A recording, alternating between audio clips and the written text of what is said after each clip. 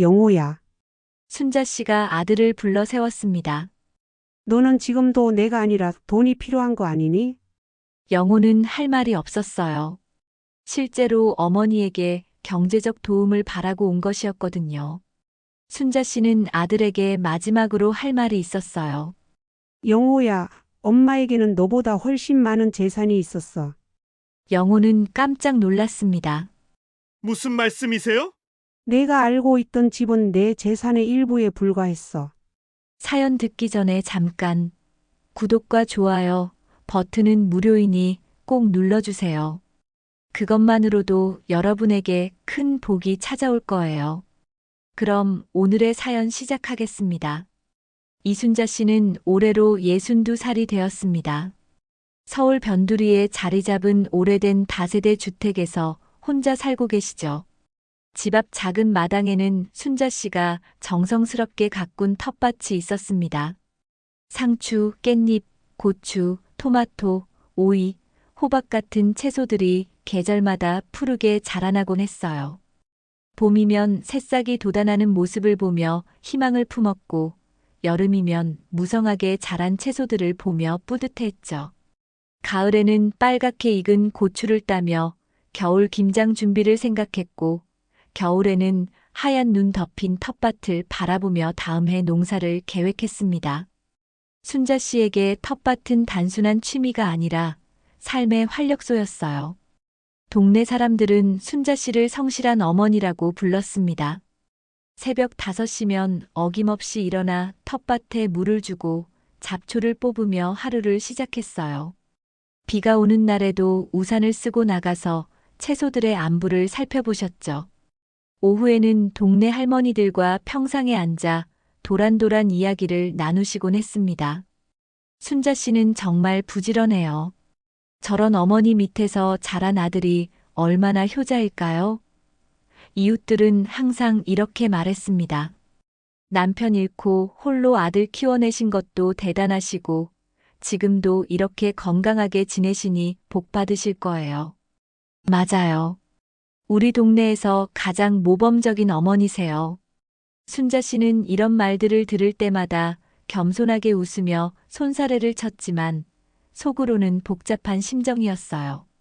순자 씨에게는 아들 영호와 며느리 미정이 있었어요. 영호는 38살로 회사에 다니는 평범한 직장인이었죠. 한 달에 2~3번 정도 아내와 함께 어머니를 찾아왔습니다. 어머니, 건강하게 지내세요. 부족한 거 있으면 언제든 연락하세요. 영호는 언제나 이런 말을 하며 용돈을 드리고 갔죠. 며느리 미정도 어머니, 반찬 만들어 드릴까요? 몸에 좋은 거 챙겨 드시고 계시죠? 라며 친절하게 대했습니다. 12살 손자 민수와 9살 손녀 은지도 가끔 따라와서 할머니 하며 달려들곤 했어요. 순자 씨는 그럴 때마다 아이들을 품에 안고 우리 민수, 은지 많이 컸네라며 기뻐했습니다. 하지만 그 기쁨도 잠깐 아이들이 떠나고 나면 다시 적막한 정적만이 남았죠. 겉으로 보기에는 모든 게 평화롭고 안정되어 보였어요. 순자 씨는 혼자서도 충분히 생활할 수 있었고 자식들도 나름대로 신경을 써주고 있었으니까요. 경제적으로도 크게 부족함이 없었죠. 연금으로 생활비는 충당할 수 있었고 텃밭에서 나는 채소로 반찬 걱정도 없었습니다. 동네 상점에서 생필품을 사는 것도 어렵지 않았어요. 하지만 순자 씨 마음 한켠에는 늘 허전한 구멍이 하나 있었습니다. 물질적인 풍요로움으로는 채워지지 않는 감정적인 공허함이었죠. 밤이면 홀로 텔레비전을 보며 앉아있는 순자 씨의 얼굴에는 깊은 쓸쓸함이 스며 있었어요. 드라마 속 가족들이 정답게 모여있는 모습을 보면서 자신의 현실과 비교하곤 했죠. 화면 속 가족들은 서로 진심으로 걱정하고 위로하는데 자신의 가족은 왜 이렇게 형식적으로 느껴지는 걸까요? 아들이 다녀간 후에도 집은 금세 조용해졌고 그 정적 속에서 순자 씨는 자주 생각에 잠겼습니다. 내가 이렇게 살아가는 게 맞는 건가? 아이들은 정말 나를 사랑하는 걸까? 아니면 그냥 의무감으로 찾아오는 걸까? 이런 의문들이 마음속에서 맴돌았어요. 특히 아들이 집에 있을 때와 없을 때의 분위기 차이가 너무 컸습니다. 함께 있어도 대화가 많지 않았고, 영호는 자주 휴대전화만 들여다보곤 했거든요. 순자 씨는 젊은 시절 남편과 사별한 후 혼자 영호를 키워냈어요. 28살에 홀로 된 순자 씨에게 아들은 삶의 전부였습니다. 새벽부터 밤늦게까지 식당에서 일하며 아들 뒷바라지를 했죠. 손목이 아프도록 설거지를 하고 발이 붓도록 서서 일했습니다. 기름때 묻은 앞치마를 두르고 뜨거운 주방에서 하루 12시간씩 일했어요. 겨울에는 찬물에 손이 얼어도 참았고 여름에는 후끈한 열기 속에서도 견뎠습니다. 그렇게 번 돈으로 영호를 대학까지 보내고 결혼도 시켜주었습니다. 신혼집 전세금도 순자 씨가 마련해 주었죠. 그때는 아들을 위해서라면 무엇이든 할 수 있다고 생각했어요. 아들의 행복이 곧 자신의 행복이라고 믿었거든요. 그런데 왜 이렇게 마음이 허전할까요? 아들은 분명 착한 아이인데 왜 만날 때마다 어딘지 모르게 어색한 기분이 드는 걸까요? 텃밭에서 채소를 따며 순자 씨는 종종 중얼거렸습니다. 사람 마음이라는 게 참 묘하구나. 겉으로는 다 좋아 보이는데 속마음은 왜 이렇게 복잡할까? 순자 씨는 아들과 며느리가 자신을 진심으로 생각하는지 아니면 그저 형식적으로 대하는 건지 알고 싶었어요. 때로는 일부러 아픈 척하거나 외로움을 표현해보기도 했지만 아들의 반응은 늘 비슷했습니다. 어머니, 병원 가보세요. 제가 모실게요. 친절하지만 어딘지 모르게 거리감이 느껴졌어요. 마치 정해진 대본을 읽는 것 같은 느낌이었죠. 진심이 담긴 걱정인지 아니면 그냥 해야 할 말을 하는 건지 구분하기 어려웠습니다. 어느 날 오후 순자 씨는 평상에 앉아 동네 할머니들과 이야기를 나누고 있었습니다. 요즘 자식들은 다 바빠서 부모님 챙기기가 쉽지 않죠. 그래도 순자 씨는 아들이 자주 찾아오잖아요. 부러워요. 맞아요. 우리 아들은 명절에나 얼굴 보여요. 저희 아들은 아예 연락도 안 와요. 돈 달라고 할 때만 전화하죠. 요즘 며느리들도 시어머니 모시기 싫어한다는데 순자 씨 며느리는 착하네요. 할머니들의 말을 들으며 순자 씨는 고개를 끄덕였지만 마음속으로는 다른 생각을 하고 있었습니다. 다른 집 얘기를 들으면서도 자신의 상황이 과연 진짜 좋은 건지 확신이 서지 않았어요. 과연 영호는 나를 얼마나 진심으로 생각하고 있을까? 만약 진짜 어려운 상황이 온다면 나를 끝까지 지켜줄까? 아니면 귀찮아할까? 순자 씨는 이런 의문을 품고 살아가고 있었어요. 사실 순자 씨에게는 아무도 모르는 비밀이 하나 있었습니다. 영호가 알고 있는 것보다 훨씬 많은 재산을 가지고 있었거든요. 평생 아끼고 모은 돈과 몰래 사둔 땅들이 있었죠. 식당에서 일하며 번 돈을 꼬박꼬박 저축했고 부동산이 오를 것 같은 땅을 하나둘씩 사모았던 겁니다. 남들이 놀러 갈 때도 아끼고 좋은 옷을 사고 싶어도 참으며 모은 돈이었어요. 하지만 이 사실은 아직 아무에게도 말하지 않았어요. 아들이 돈 때문에 자신을 좋아하는 건 아닌지 확인하고 싶었거든요. 순자 씨는 가끔 생각했습니다. 언젠가는 이 아이의 진심을 시험해 볼 날이 올 텐데, 그때 과연 어떤 선택을 할까? 나를 진짜 사랑하는 마음이 있을까? 아니면 그냥 재산만 바라보고 있는 걸까? 그런데 곧 그 답을 확인할 수 있는 기회가 찾아올 것이라는 걸 순자 씨는 아직 모르고 있었습니다.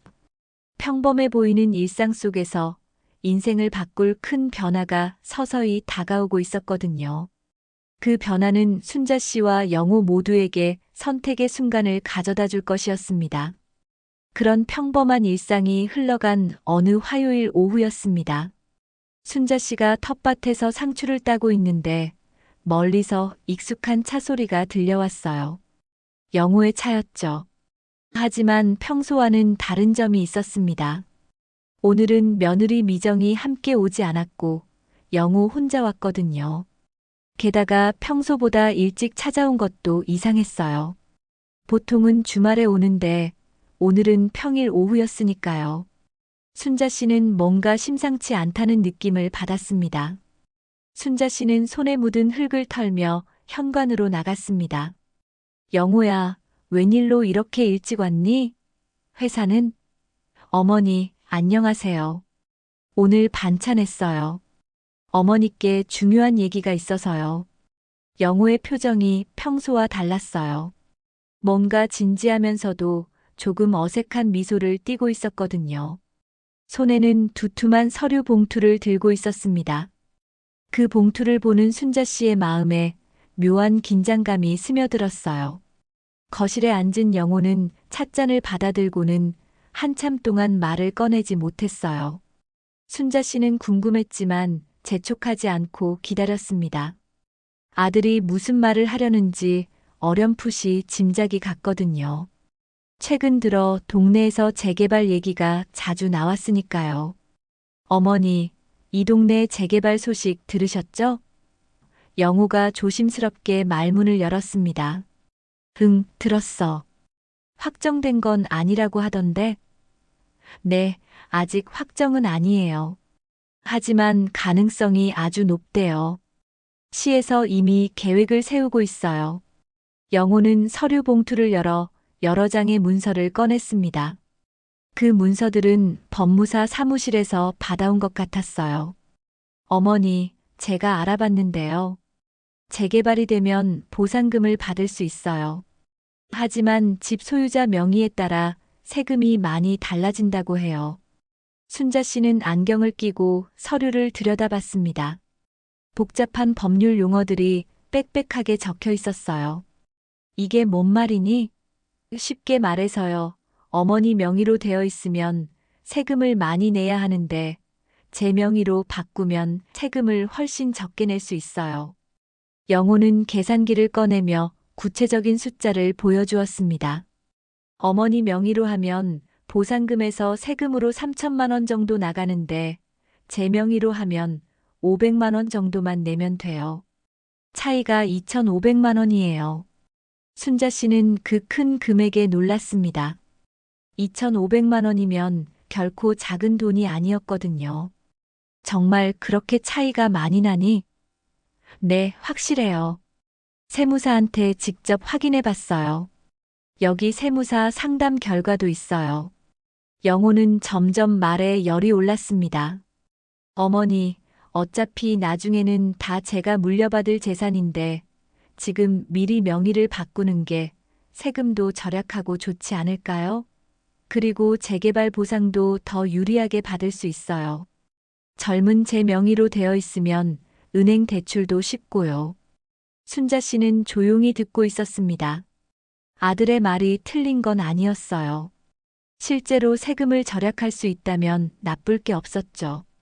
하지만 뭔가 마음 한켠이 불편했습니다. 왜 이렇게 서두르는 걸까요? 엄마, 저 믿으셔야죠.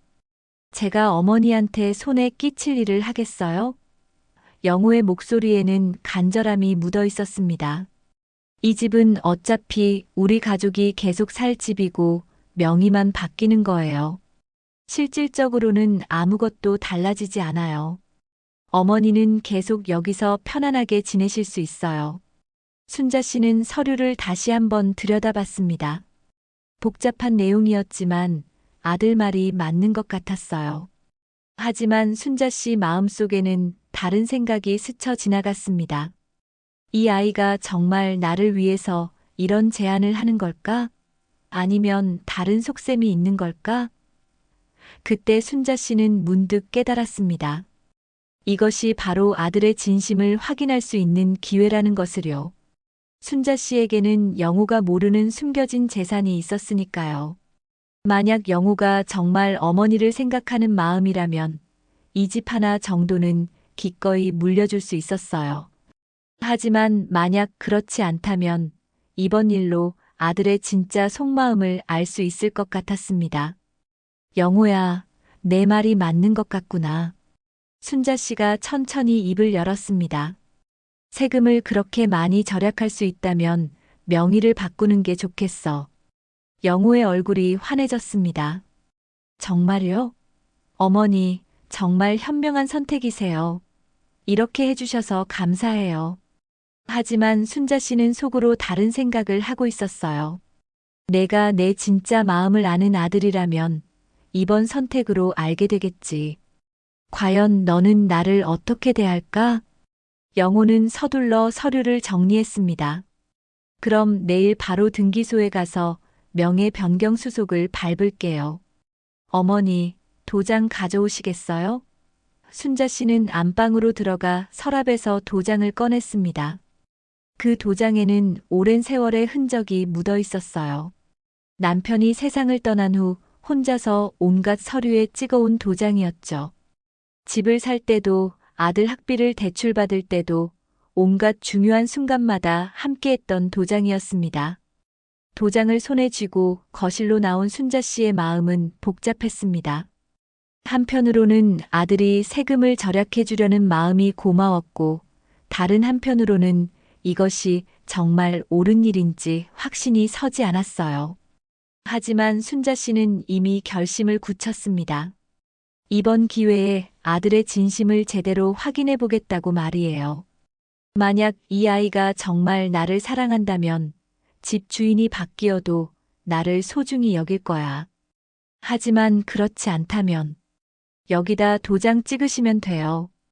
영호가 서류의 한 부분을 가리키며 말했습니다. 순자 씨는 잠깐 망설였습니다. 이 도장 하나로 자신이 평생 살아온 집의 주인이 바뀌는 거였으니까요. 40여 년을 살아온 집, 남편과의 추억이 서린 집, 아들을 키워낸 집의 주인이 바뀌는 것이었어요. 하지만 순자 씨는 단호하게 도장을 찍었습니다. 이제 됐니? 네, 완벽해요. 어머니, 정말 감사해요. 영호는 서류를 소중히 챙기며 일어났습니다. 어머니, 재개발 보상 받으면 정말 좋은 곳으로 이사할 수 있을 거예요. 걱정하지 마세요. 제가 다 알아서 할게요. 순자 씨는 고개를 끄덕였지만 마음속으로는 전혀 다른 생각을 하고 있었습니다. 영호야, 내가 앞으로 어떤 선택을 할지 지켜보겠다. 이 집이 내 것이 되었으니 이제 내 진심이 드러날 거야. 영호가 떠난 후 순자 씨는 홀로 거실에 앉아 창밖을 바라봤습니다. 자신이 가꾼 텃밭이 보였어요. 오늘 아침까지만 해도 자신의 집, 자신의 마당이었는데 이제는 아들 명의가 되었습니다. 하지만 순자 씨는 후회하지 않았어요. 오히려 마음 한편이 홀가분하기까지 했습니다. 이제 아들이 어떤 사람인지 확실히 알 수 있을 테니까요. 순자 씨는 안방으로 들어가 옷장 깊숙한 곳에 숨겨둔 통장들을 꺼내봤습니다.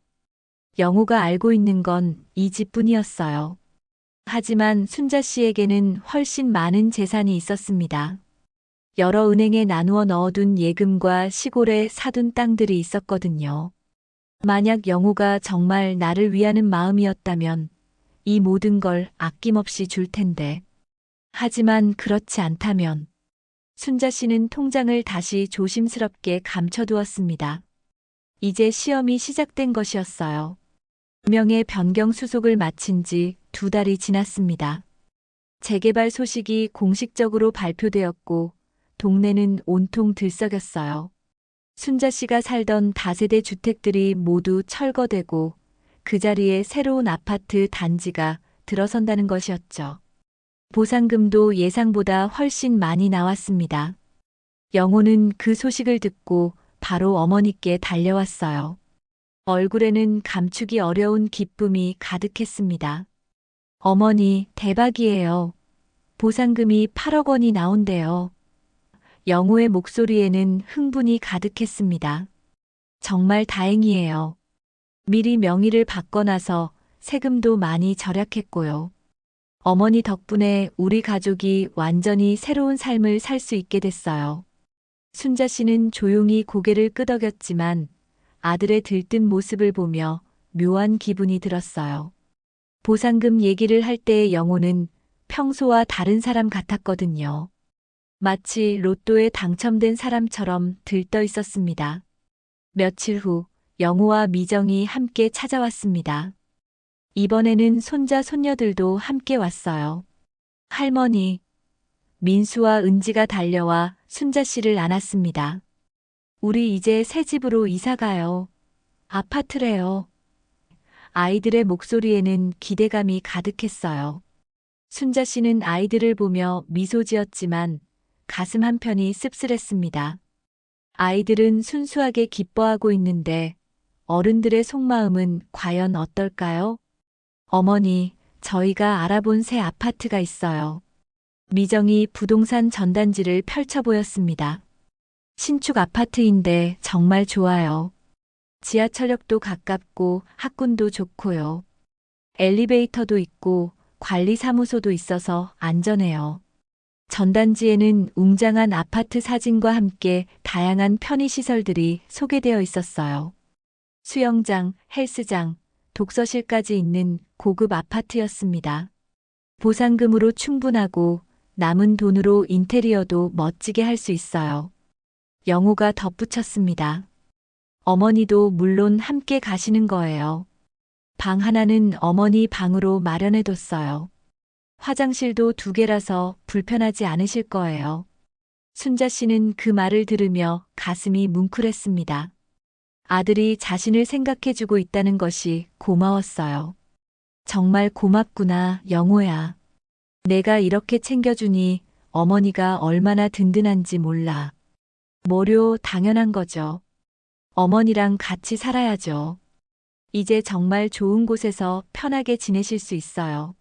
한 달 후 새 아파트로 이사를 했습니다. 순자 씨는 짐을 정리하며 새로운 환경에 적응하려고 노력했어요. 아파트는 정말 좋았습니다. 깨끗하고 현대적이었죠. 넓은 거실과 깔끔한 주방도 마음에 들었어요. 하지만 텃밭이 없어서 아쉬웠어요. 베란다에 화분 몇 개를 놓고 작은 채소들을 키우기 시작했습니다. 이것도 나름 괜찮네. 순자 씨는 상추 씨앗을 심으며 혼잣말했어요. 처음 몇 주는 정말 행복했습니다. 손자 손녀들이 할머니 같이 놀아요. 라며 달려오고 영우와 미정도 어머니 편하게 지내세요라며 챙겨주었거든요. 저녁에는 온 가족이 함께 식사를 하며 즐거운 시간을 보냈어요. 할머니, 이 아파트 좋아요? 은지가 물어보면 응, 정말 좋구나라고 대답하는 순자 씨의 얼굴에는 진짜 미소가 있었습니다. 순자 씨는 이런 게 진짜 가족이구나라고 생각했습니다. 하지만 시간이 지나면서 분위기가 조금씩 달라지기 시작했어요. 처음에는 미정이 어머니, 반찬 제가 할게요라며 친절하게 대했는데 점점 말이 줄어들었습니다. 순자 씨가 부엌에서 요리를 하려고 하면 어머니, 부엌이 좁아서 불편하실 거예요라며 말렸어요. 제가 할게요라고 하면서도 표정이 예전 같지 않았습니다. 뭔가 억지로 참고 있는 것 같은 표정이었죠. 어느 날 저녁 순자 씨는 우연히 영호와 미정의 대화를 들었습니다. 화장실에 가려다가 안방 문틈으로 새어나오는 소리를 듣게 된 거예요. 여보, 어머니가 계시니까 우리 생활이 좀 불편해. 미정의 목소리였어요. 아이들도 자꾸 할머니한테 가서 떼쓰고 집도 좁아진 것 같고 자유롭게 지낼 수가 없어. 순자 씨는 가슴이 철렁했습니다. 자신 때문에 가족들이 불편해하고 있다는 것을 깨달았거든요. 며칠 후 미정은 더 직접적으로 말했습니다. 어머니, 우리 생활 공간이 좀 좁아요. 편한 곳에 따로 계시는 게 어떨까요? 요양원 같은 곳 말고 좋은 실버타운이나 원룸도 있던데요. 그 말 속에는 더 이상 함께 살고 싶지 않다는 뜻이 숨어 있었어요. 순자 씨는 그 냉기를 온몸으로 느꼈습니다. 이 아이가 진심으로 나를 받아들이지 못하고 있구나. 영호는 아내와 어머니 사이에서 난처해했습니다. 어머니, 미정이가 스트레스를 좀 받고 있어요. 이해해 주세요. 시어머니랑 같이 사는 게 쉽지 않잖아요. 순자 씨는 아들의 말을 들으며 마음이 아팠어요. 아들이 자신보다 며느리 편을 드는 것 같았거든요. 영호야, 내가 선택한 거구나. 어머니보다 아내가 더 중요한 거야. 집안 분위기는 점점 더 어색해졌습니다. 미정은 순자 씨가 있을 때면 말을 거의 하지 않았고, 영호도 어머니와 눈을 잘 마주치지 않았어요. 손자, 손녀들마저 할머니, 엄마가 조용히 하래요라며 조심스럽게 행동했습니다. 순자 씨는 자신이 이 집의 불청객이 된 것 같은 기분이었어요. 새 아파트는 분명 좋았지만 마음만은 점점 더 외로워졌습니다. 한 달이 더 지나자 상황은 더욱 악화되었습니다. 어머니, 빨래는 저희랑 따로 해주세요. 미정이 세탁기 앞에서 말했어요. 용량이 부족해서요. 그리고 세제도 따로 써주시면 좋겠어요. 순자 씨는 알겠다라고 대답했지만 속으로는 상처받았습니다. 함께 살면서 빨래까지 따로 해야 한다는 게 말이 되나요? 마치 남처럼 대하는 것 같았어요. 그리고 손주들 앞에서는 가급적 말씀 좀 줄이셨으면 해요. 미정의 또 다른 요구였습니다. 아이들이 혼란스러워해요. 엄마 말과 할머니 말이 다를 때가 있거든요. 교육 방침도 다르고요. 순자 씨는 손자, 손녀들을 그렇게 사랑했는데 그들과의 소통마저 제한받는다니 참담했어요. 아이들과 함께 보내는 시간이 유일한 낙이었는데 그마저도 빼앗기는 기분이었습니다. 영호는 그저 고개만 숙일 뿐이었습니다. 아내의 말에 반박하지도 어머니를 편들지도 않았어요. 순자 씨는 그런 아들을 보며 더욱 실망했습니다. 이 아이가 나를 진짜 사랑했다면 아내한테라도 한마디는 했을 텐데, 적어도 중재라도 해줬을 텐데. 밤마다 순자 씨는 자신의 방에서 혼자 생각에 잠겼습니다. 내가 뭘 잘못했을까? 그냥 조용히 있기만 했는데 왜 이렇게 눈치를 받아야 하지? 새 아파트에서의 생활은 겉으로는 풍요로워 보였지만 마음은 점점 더 외로워졌어요. 혼자 살 때가 오히려 더 편했던 것 같았습니다. 며칠 후 순자 씨는 베란다에서 키우던 상추를 따며 중얼거렸습니다. 그래, 너희가 진심으로 날 대하는 건지 이제 확실히 알겠다. 집도 주고 함께 살게 해줬는데도 이런 식이구나. 순자 씨는 마음속으로 결심을 굳혔어요. 순자 씨는 그날 밤 침대에 누워 천장을 바라보며 생각했습니다. 만약 이 아이들이 나를 정말 사랑한다면 조금 더 참을 수 있어. 하지만 그렇지 않다면 나도 준비해야겠어. 순자 씨에게는 아직 아무도 모르는 비밀이 있었으니까요. 그 비밀이 곧 중요한 역할을 하게 될 것이라는 걸 순자 씨는 예감하고 있었습니다. 집안 분위기는 더욱 얼어붙었습니다. 미정은 아예 순자 씨와 말을 섞지 않으려고 했어요. 같은 공간에 있으면 일부러 다른 곳으로 가버렸고 마주쳐도 고개를 돌리며 지나갔습니다. 순자 씨가 거실에 앉아 있으면 미정은 자기 방으로 들어가 버렸어요. 마치 같은 공기를 마시는 것조차 싫다는 듯 했습니다. 아침 식사 시간에도 분위기는 싸늘했어요. 예전에는 그래도 어머님 식사하세요라는 말이라도 있었는데 이제는 그마저도 없었습니다. 미정은 아이들에게만 말을 걸고 순자 씨는 마치 투명인간 취급을 받았어요. 순자 씨가 오늘 날씨가 좋네라고 말해도 아무도 대답하지 않았습니다. 손자 손녀들도 분위기를 눈치챘는지 조심스럽게 행동했습니다. 할머니, 왜 우리 집이 이렇게 조용해졌어요? 은지가 순자 씨에게 다가와 물어봤어요. 아이의 맑은 눈망울을 보니 가슴이 아팠습니다.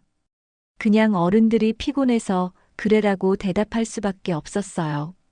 아이들까지 이 갈등에 휘말리게 하고 싶지 않았거든요. 민수도 할머니를 걱정하는 눈치였어요. 할머니, 아픈 데 없어요? 요즘 말씀이 없으세요. 순자 씨는 손자의 머리를 쓰다듬으며 할머니는 괜찮다, 민수야라고 말했지만 목소리가 떨렸습니다. 이런 상황에서도 손자들만은 자신을 걱정해 주는 게 고마우면서도 안타까웠어요. 영호는 어머니와 아내 사이에서 더욱 어정쩡한 태도를 보였어요. 어머니를 피하는 듯했고 평소보다 늦게 들어와서 일찍 나가곤 했습니다. 순자 씨와 대화하는 것조차 부담스러워하는 것 같았어요. 영호야, 우리 좀 얘기하자라고 말해도 어머니, 피곤해서 내일 얘기해요라며 피했습니다. 심지어는 어머니와 눈도 제대로 마주치지 않으려고 했어요. 며칠이 지나자 미정은 더욱 노골적으로 행동했어요. 순자 씨가 손자에게 민수야, 할머니랑 같이 놀까? 라고 하면 미정이 끼어들었습니다. 민수야, 숙제 먼저 하고 놀아. 할머니는 나중에 봐도 돼. 아이를 데리고 가버리는 미정을 보며 순자 씨는 자신이 완전히 고립되었다는 걸 느꼈어요. 손자들과의 소통마저 차단당하는 기분이었습니다. 저녁 시간에는 더욱 어색했어요. 온 가족이 식탁에 앉아 있지만 순자 씨만 혼자인 것 같았습니다. 영호와 미정은 아이들하고만 대화했고 순자 씨가 끼어들 틈은 없었어요. 은지야, 오늘 학교에서 뭐 배웠니? 라고 물어봐도 미정이 재빨리 다른 화제로 돌렸습니다. 은지야, 엄마한테 숙제 검사 받자. 일주일 후 영호가 어머니를 찾아왔습니다. 하지만 예전처럼 편안한 분위기는 아니었어요.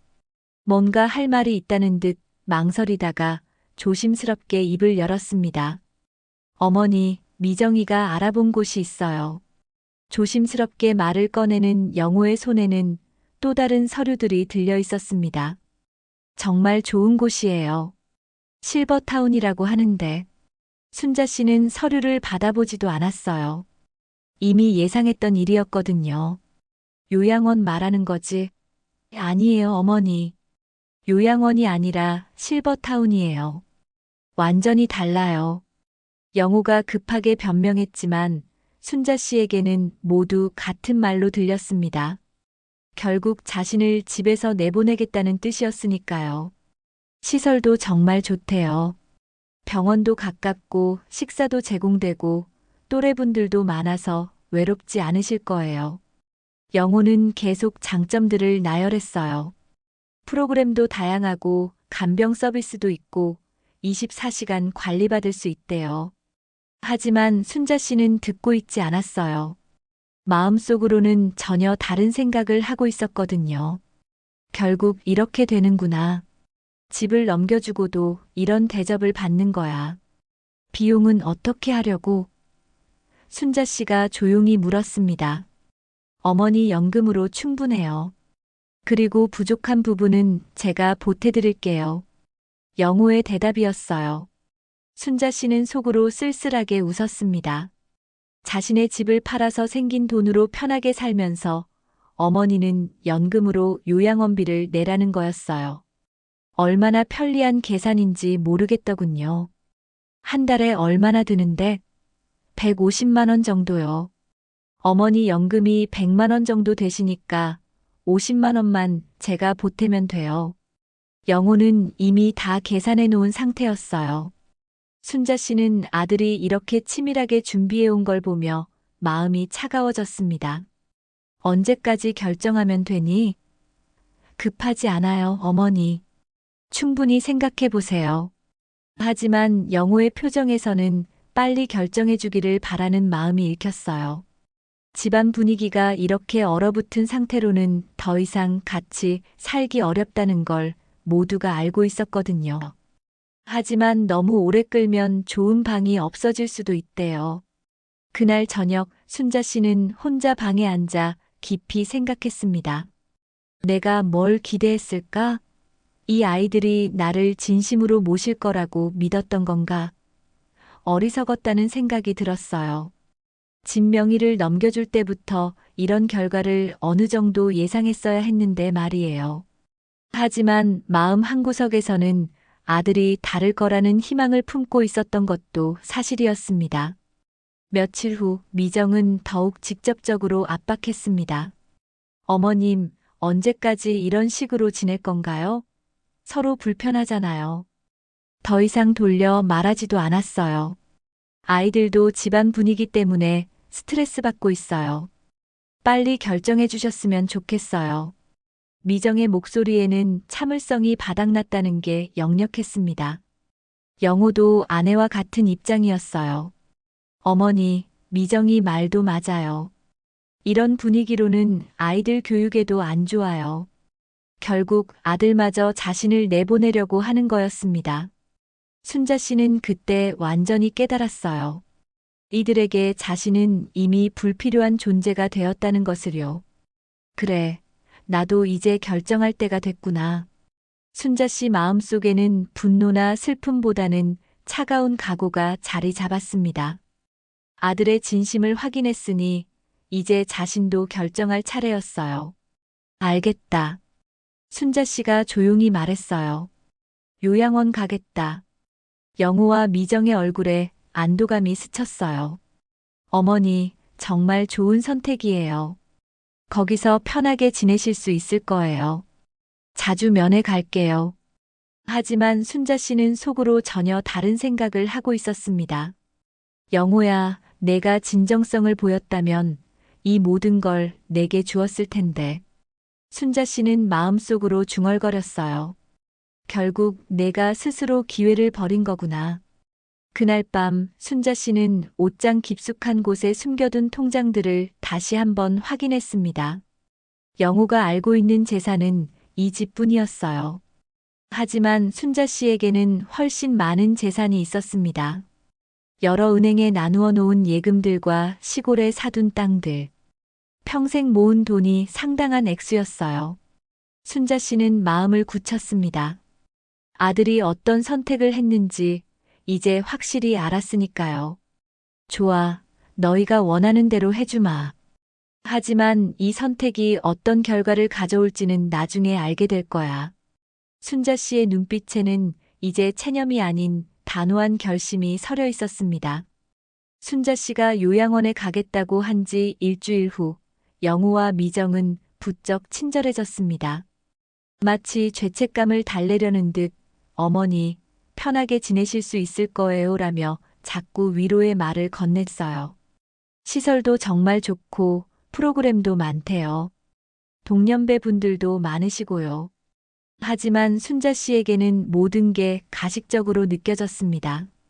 이제 와서 친절을 베푼다고 해서 달라질 건 없었어요. 입소 날짜가 다가오면서 영호는 더욱 열심히 챙기는 척했어요. 어머니, 필요한 물건들 리스트 만들었어요. 옷가지랑 세면용품이랑 약이랑. 순자 씨는 그런 아들을 보며 속으로 쓴웃음을 지었습니다. 이제 와서 효자 노릇하려고 하는구나. 벌써 늦었는데 말이야. 미정도 갑자기 태도가 바뀌었어요. 어머님, 거기서 친구들 많이 사귀실 수 있을 거예요. 혼자 계시는 것보다 훨씬 좋으실 거예요. 같은 또래분들이랑 얘기도 나누시고요.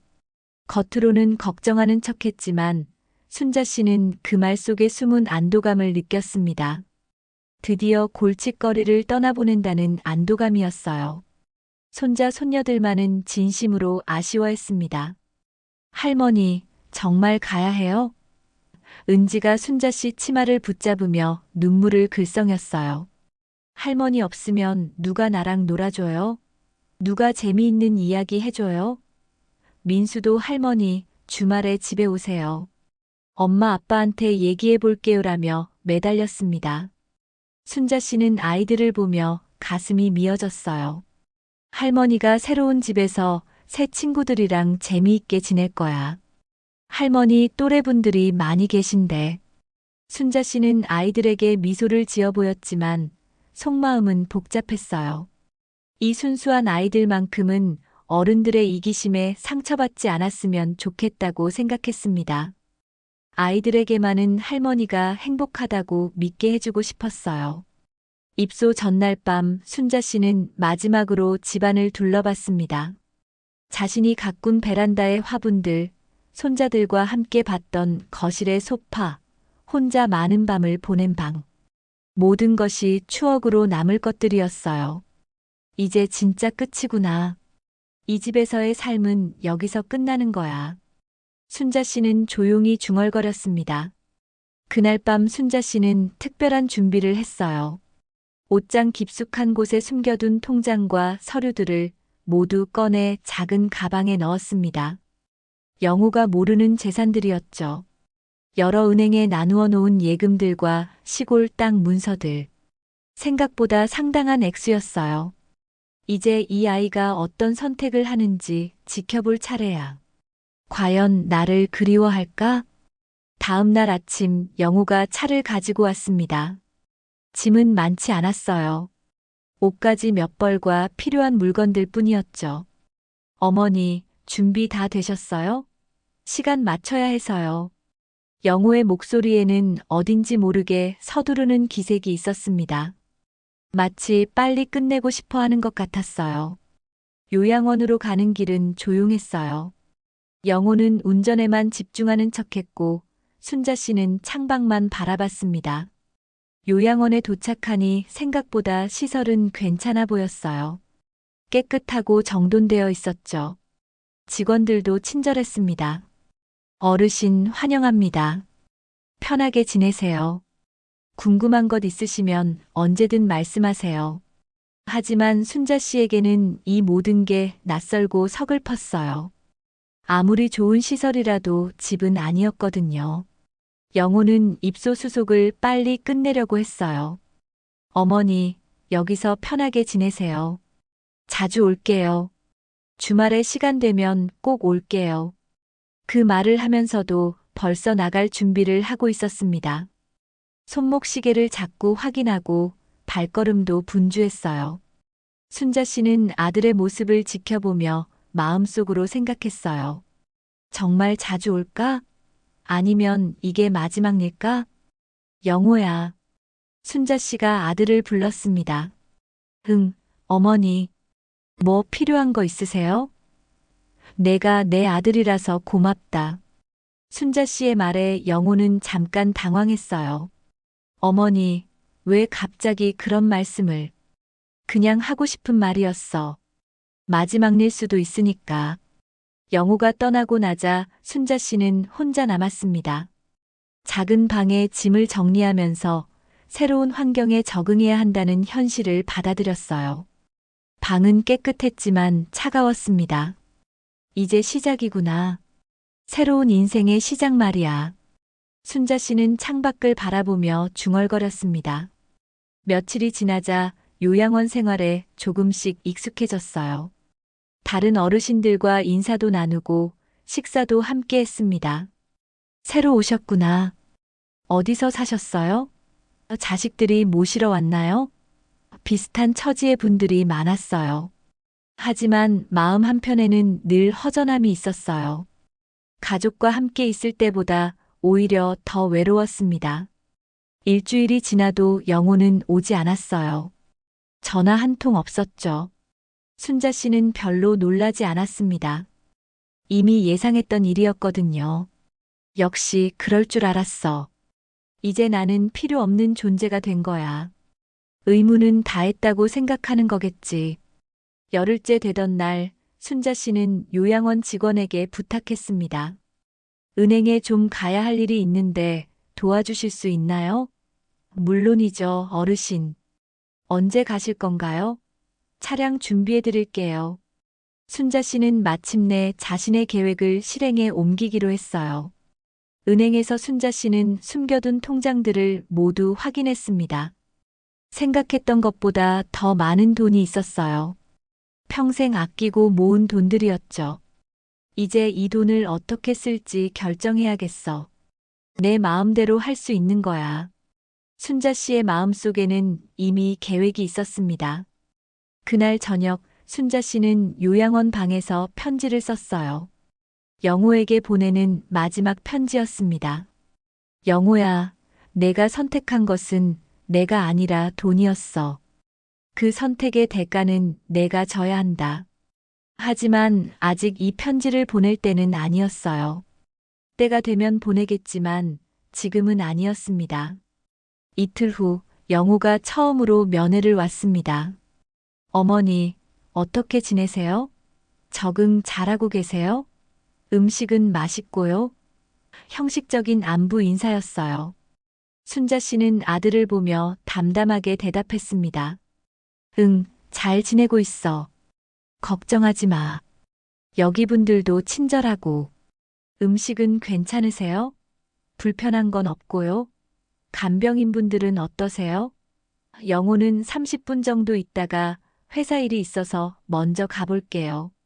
다음에 또 올게요라며 서둘러 떠났습니다. 순자 씨는 아들의 뒷모습을 보며 생각했어요. 이제 정말 확실해졌구나. 이 아이에게 나는 그저 의무일 뿐이야. 그날 밤 순자 씨는 중요한 결정을 내렸습니다. 숨겨둔 재산의 일부를 독거노인들을 위해 기부하기로 한 거예요. 내가 버림받은 게 아니라 자유를 찾은 거구나. 이제 내 마음대로 할 수 있어. 순자 씨는 처음으로 마음이 홀가분해졌습니다. 며칠 후 순자 씨는 부동산 중개사를 불러 시골에 있는 땅 중 일부를 팔기로 했어요. 그 돈으로 작은 집을 구하려고 했습니다. 요양원을 나와서 진짜 자신만의 삶을 시작하려는 거였어요. 이제 아무에게도 눈치 보지 않고 살 거야. 내가 주인인 삶을 살겠어.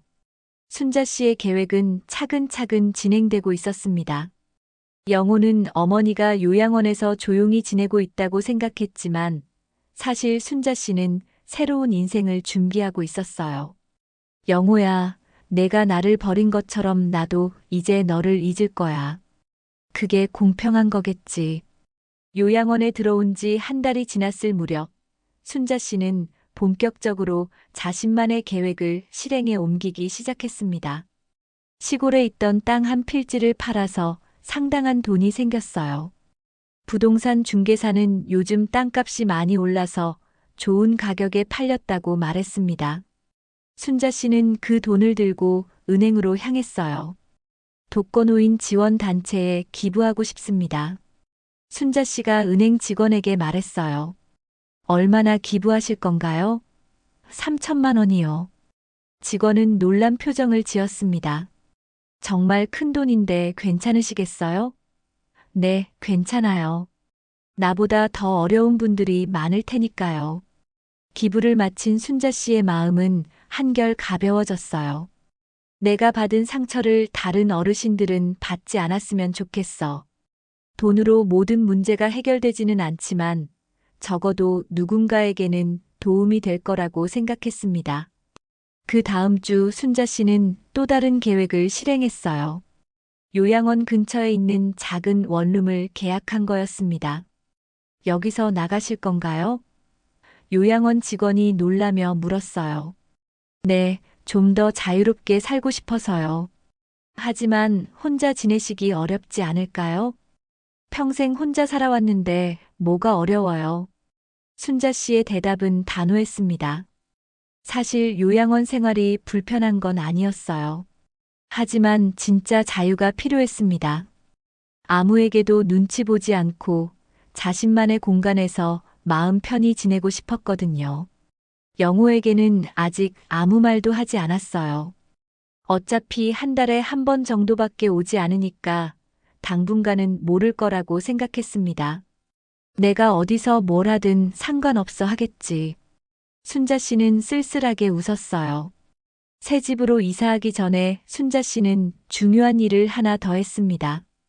변호사 사무소를 찾아간 거예요. 유언장을 작성하고 싶습니다. 어르신, 급하게 결정하실 일은 아닌 것 같은데요. 아니에요. 이미 충분히 생각해 봤어요. 순자 씨는 유언장에 자신의 진심을 담았습니다. 남은 재산은 모두 사회복지단체에 기부하기로 했어요. 영호에게는 한 푼도 남기지 않았습니다. 내가 선택한 길이니까 끝까지 그 길로 가거라. 순자 씨는 차가운 마음으로 서명했어요. 이사 날이 되었을 때 순자 씨는 조용히 요양원을 떠났습니다. 직원들이 아쉬워하며 배웅해 주었어요. 어르신, 혼자 지내시다가 힘드시면 언제든 다시 오세요. 고마워요. 여기서 정말 잘 지냈어요. 순자 씨는 진심으로 감사 인사를 했습니다. 새 집은 작지만 아늑했어요. 원룸이었지만 순자 씨 혼자 지내기에는 충분했습니다.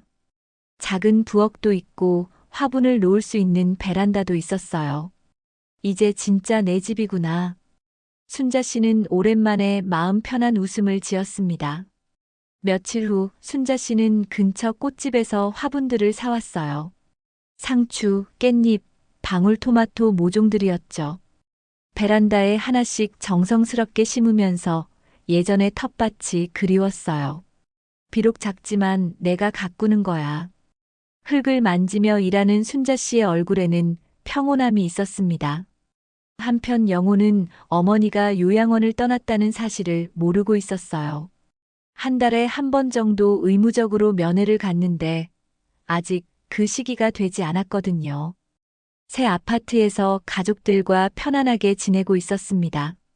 여보, 어머님 요즘 어떠세요? 미정이 물어봤을 때도 영호는 잘 지내고 계시는 것 같아요.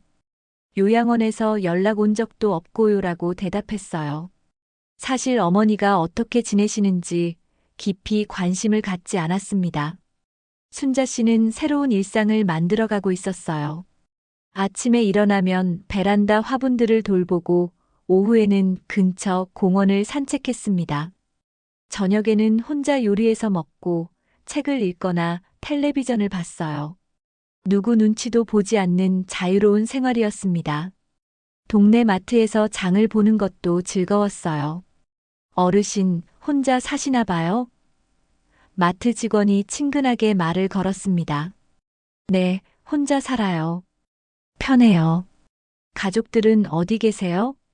멀리 있어요. 자주 못 봐요. 순자 씨는 담담하게 대답했어요. 어느 날 저녁 순자 씨는 영호에게 편지를 썼습니다. 하지만 보내지는 않았어요. 그냥 마음속 응어리를 풀어내는 것만으로도 충분했습니다. 영호야, 내가 나를 어떻게 생각하는지 이제 다 알겠어. 나도 이제 내 걱정 안 할 거야. 일주일 후 순자 씨는 놀라운 소식을 들었어요. 시골에 남아있던 다른 땅들의 가격이 폭등했다는 거였습니다.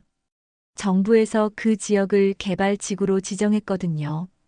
부동산 중개사가 전화를 걸어왔어요. 어르신, 지금 팔면 몇 억은 받으실 수 있어요. 순자 씨는 잠깐 고민했지만 곧 결론을 내렸습니다. 일부만 팔겠어요. 나머지는 그냥 두겠습니다. 왜요? 지금이 최고 시점인데요. 돈이 많다고 행복한 건 아니거든요. 필요한 만큼만 있으면 돼요. 그렇게 해서 순자 씨는 적당한 땅 한 필지만 더 팔았어요. 그 돈으로도 충분히 여생을 편하게 보낼 수 있었습니다. 나머지 재산은 그대로 두기로 했어요.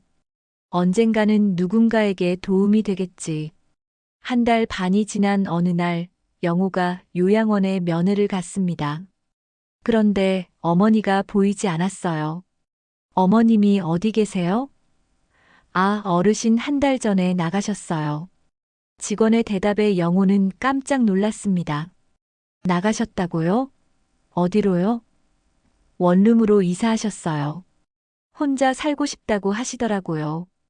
영호는 당황했어요. 어머니가 요양원을 나갔다는 사실도 몰랐고 어디로 갔는지도 몰랐거든요.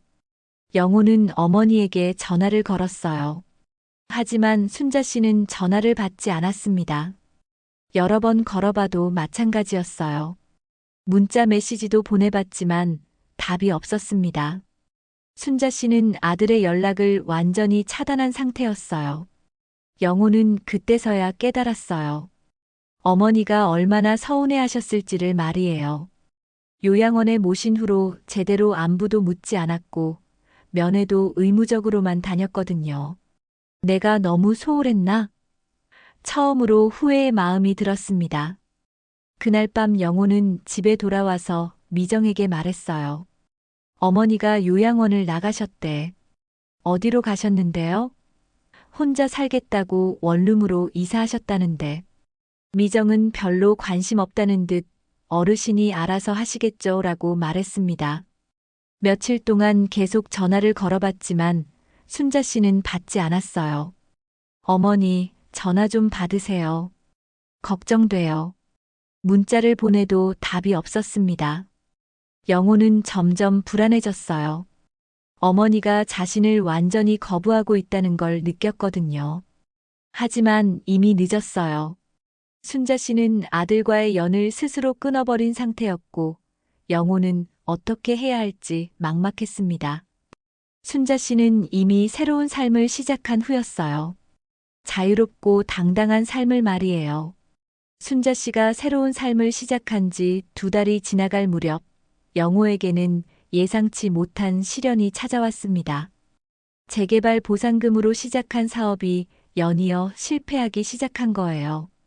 처음에는 지인의 소개로 작은 음식점에 투자했는데 코로나 여파로 문을 닫게 되었습니다. 일시적인 어려움일 거야. 영호는 자신을 위로하며 다른 사업을 물색했어요. 하지만 불운은 계속됐습니다. 2번째로 투자한 온라인 쇼핑몰도 얼마 지나지 않아 적자를 면하지 못했어요. 경험 부족과 무리한 확장이 원인이었죠. 이번에는 확실한 걸로 해야겠어. 영호는 마지막 남은 돈으로 부동산 투자에 손을 댔습니다. 그런데 그것마저도 실패였어요. 투자한 상가 건물의 임대료가 계속 떨어지고 공실률은 높아졌습니다. 게다가 건물 관리비와 세금까지 감당하기 어려워졌어요. 이럴 줄 몰랐는데 영호는 점점 절망에 빠져갔습니다. 몇 달 후 영호에게 빚 독촉이 시작되었어요. 사업 자금을 마련하려고 대출을 받았는데 이자조차 감당하기 어려워진 거였습니다. 이번 달 이자라도 내셔야죠. 대출 담당자의 전화가 하루에도 몇 번씩 걸려왔어요. 미정도 점점 불안해했습니다. 여보, 이렇게 계속 돈이 나가면 어떡해요? 아이들 교육비는 어떻게 하고요? 조금만 기다려봐. 금방 회복될 거야. 하지만 영호의 목소리에는 확신이 없었어요. 상황은 더욱 악화되었습니다. 대출 이자를 못 갚게 되자 은행에서 담보로 잡힌 아파트에 경매 신청을 했어요. 경매요? 이게 무슨 소리예요? 미정이 울음을 터뜨렸습니다. 우리 집이 없어진다는 말이에요?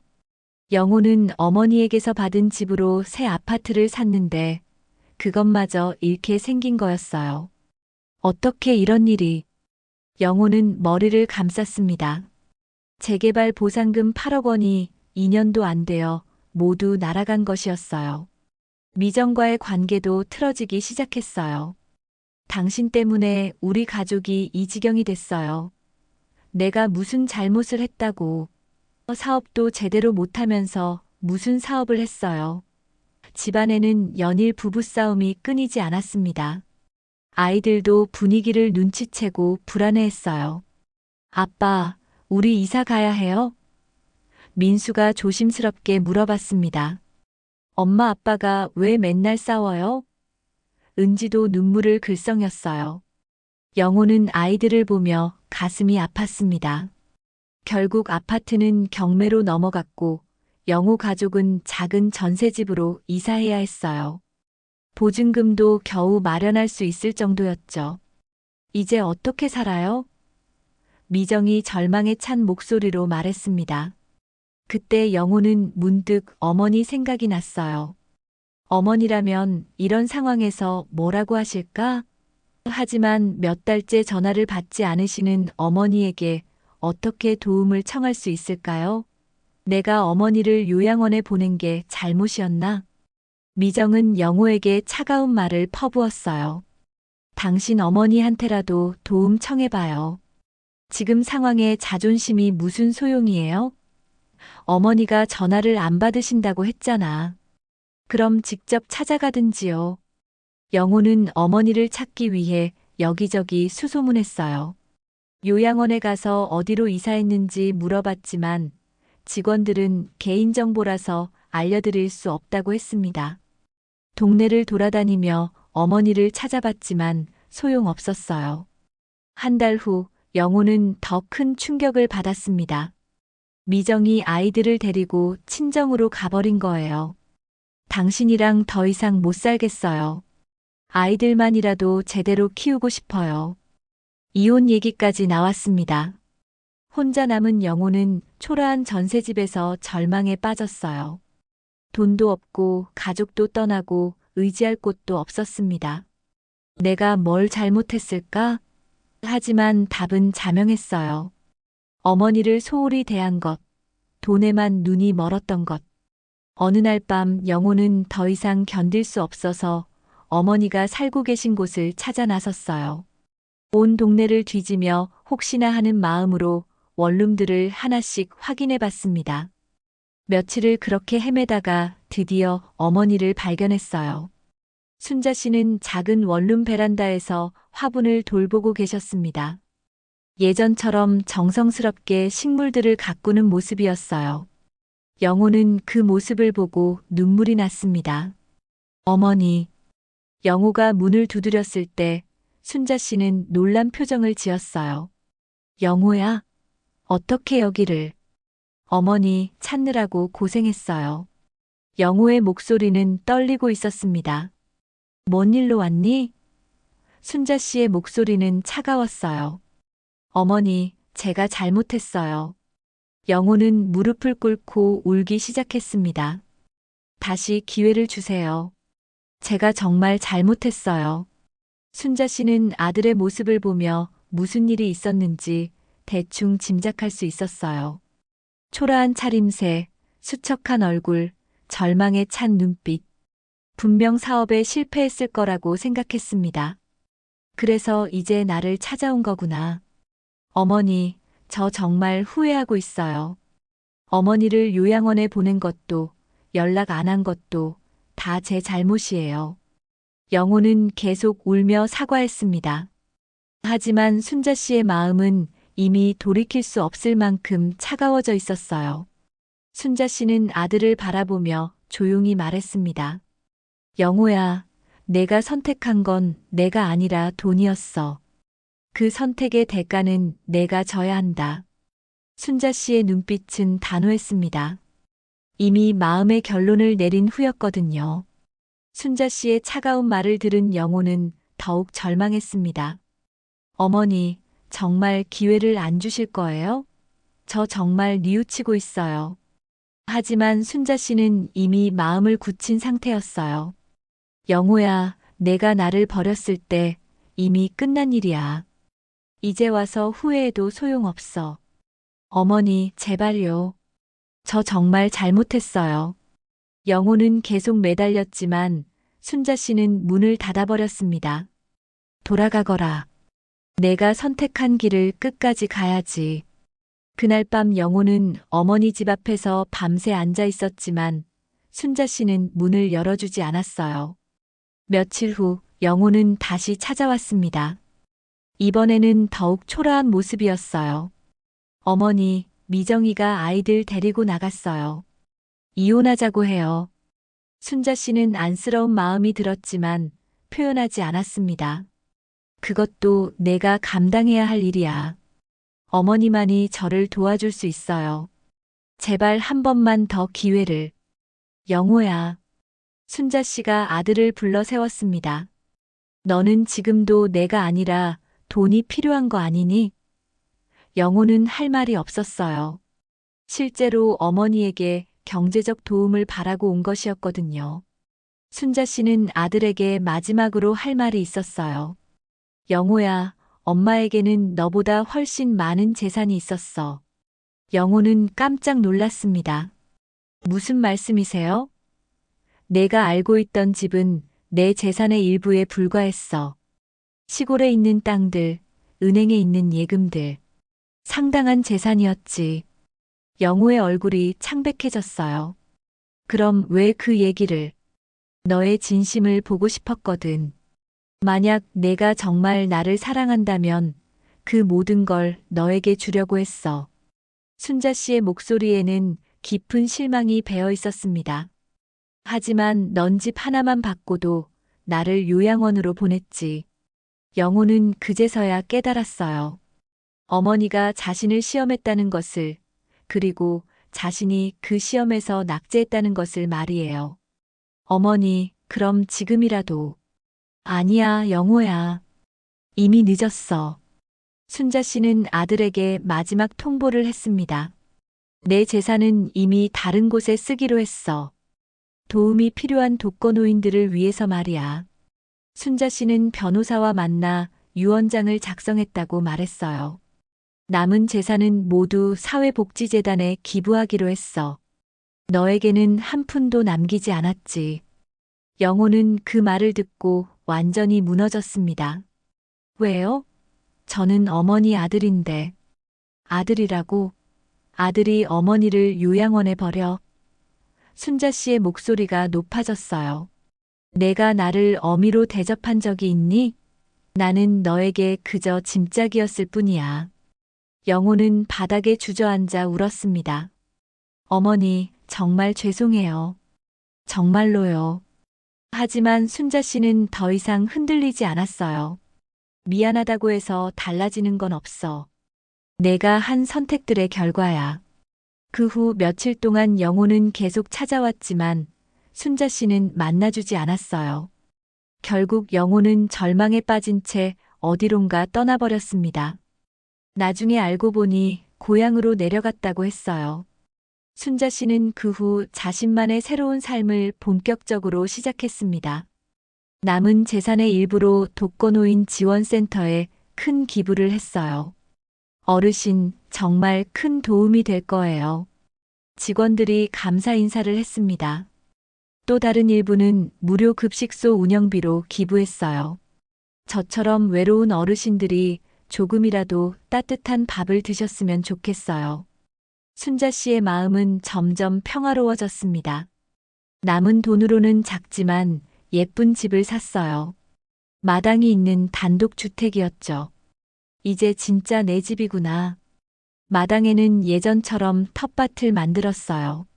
상추, 깻잎, 고추, 토마토를 심고 정성스럽게 가꾸기 시작했습니다. 이웃들과도 친해졌어요. 혼자 사시는 거예요? 네, 혼자가 편해요. 가족들은 어디 계세요? 이제 가족은 없어요. 혼자가 좋아요. 순자 씨는 담담하게 대답했습니다. 새 집에서의 생활은 정말 자유로웠어요. 아침에 일어나는 시간도, 식사 시간도 모든 것이 자신의 마음대로였습니다. 누구 눈치를 볼 필요도 없고 간섭받을 일도 없었어요. 여행도 다녀오기 시작했어요. 젊었을 때 가보고 싶었던 제주도, 부산, 경주를 혼자서 다녔습니다. 혼자 여행이 이렇게 자유로운 줄 몰랐네. 순자 씨는 새로운 경험들을 즐겼어요. 어느 날 순자 씨는 창밖을 바라보며 혼잣말했어요. 내가 이렇게 행복할 줄 몰랐네. 정말이었어요. 아들 가족과 함께 살 때보다 혼자 사는 지금이 훨씬 행복했습니다. 며칠 후 영호에게서 편지가 왔어요. 어머니, 저 정말 후회하고 있어요. 용서해 주세요. 하지만 순자 씨는 그 편지를 읽고 바로 찢어버렸습니다. 이제 와서 뭘 하겠다는 거야? 순자 씨는 마지막으로 영호에게 답장을 썼어요.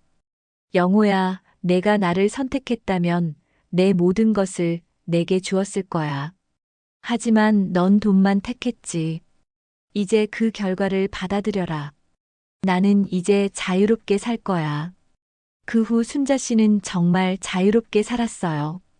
텃밭을 가꾸고 여행을 다니고 글을 쓰며 여생을 보냈습니다. 가끔 영호 생각이 날 때도 있었지만 후회하지는 않았어요. 어느 날 저녁 순자 씨는 마당에서 자신이 기른 채소들을 바라보며 미소 지었습니다. 내 인생의 진짜 주인은 나였구나. 순자 씨의 걸음은 이제 더 이상 흔들리지 않았어요. 당당하고 자유로운 인생의 주인으로 살아가고 있었습니다. 이야기를 끝까지 들어주셔서 감사합니다. 구독과 좋아요는 여러분께 행운을 가져다 주고 저에게는 영상 제작에 큰 힘을 줍니다. 다음 이야기에서 또 만나요.